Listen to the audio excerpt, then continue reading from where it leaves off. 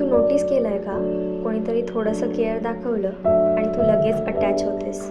कोणीतरी थोडं जास्त बोललं, तू स्पेशल फील करतेस.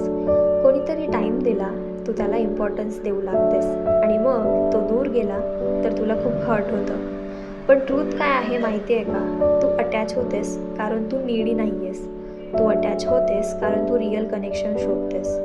तू कोणावरही अटॅच होत नाहीस, तू त्या फिलिंगवर अटॅच होतेस. कुणीतरी मला समजतंय, कुणीतरी माझ्यासाठी आहे, आणि जेव्हा ते अचानक बदलतं तिथेच तू तुटतेस.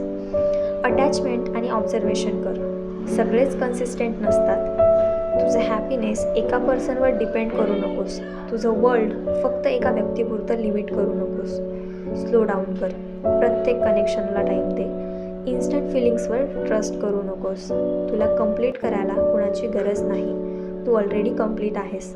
तू अटॅच होतेस कारण तू प्युअर आहेस. पण आता वेळ आली आहे तुझं हर्ट प्रोटेक्ट करायची. जर तूही चुकीच्या लोकांवर अटॅच झाली असशील तर हा व्हिडिओ शेअर कर आणि स्वतःला रिमाइंड कर, मी डिझर्व बेटर.